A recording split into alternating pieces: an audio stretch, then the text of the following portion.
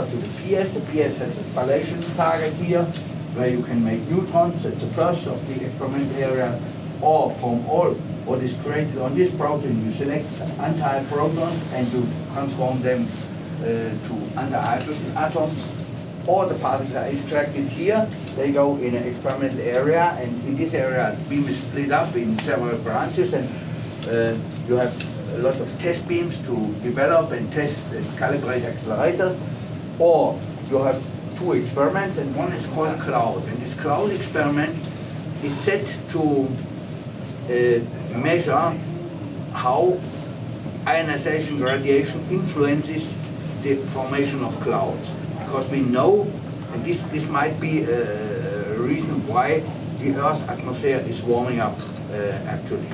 We know that in the past this was the case by radiation because if you look back about 1 billion years in the Earth was completely warm, then it was completely frozen, then it was completely warm, completely frozen again, and so on. And these ice ages came very regularly, and that was, and together with this, the ionizing radiation, so the cosmic rays, so to say, have modified all the time.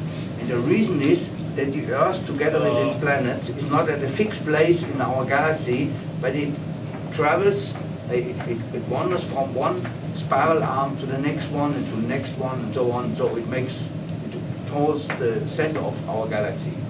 And always in a spiral arm, you have much more cosmic radiation, and outside you have less. And this has influenced the temperature of the Earth in the past.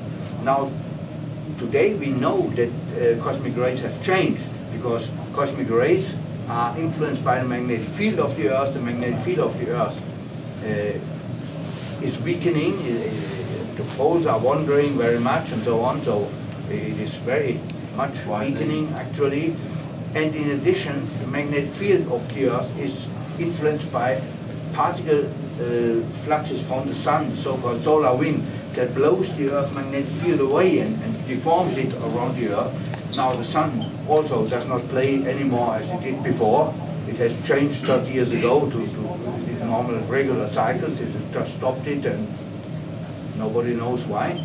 And this all has influenced, in fact, cosmic rays. But what is the process from cosmic rays to the temperature of the Earth? We do not know. And one hypothesis is that it's probably cloud forming in high atmosphere. And this experiment, for the first time, gives real figures, because normal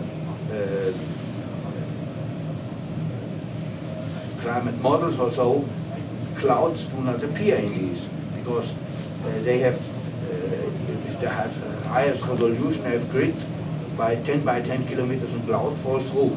So you apply some estimated correction factor somewhere. There's much more guesswork than science in it.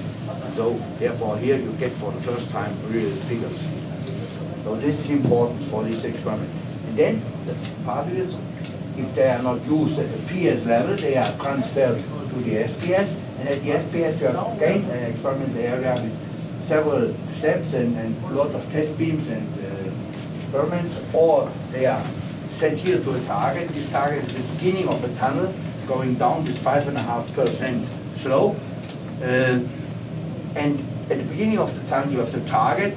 On the target, like on all other targets, you create primordially pions and kaons, and these are by a set of nonlinear lenses made to a very parallel beam. And this parallel beam goes in a tube 1 kilometer long, 2 meters diameter, where they decay into muons and muon neutrinos.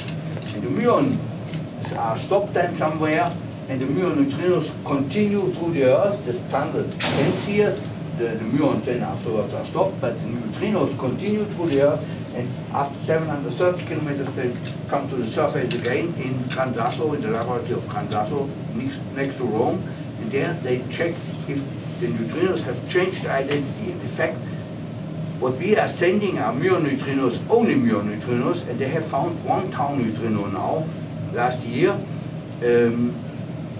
after nearly 2 years of operation of the experiment. It was set up initially with the hope to have 1 or 2 per year. Now, after 2 years, they have found one, and now they are trying to get more and more and more. You see all these cycles in the screen in the middle. This is the SPS screen, the screen, the magnetic cycle of this accelerator, and you see all these cycles are foreseen to send neutrinos to quantum.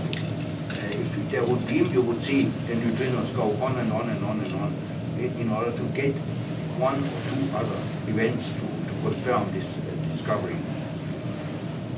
All the particles are transferred here and here to the SPS accelerator, to the LHC accelerator, and here you have now the 4 experiments at the LHC places.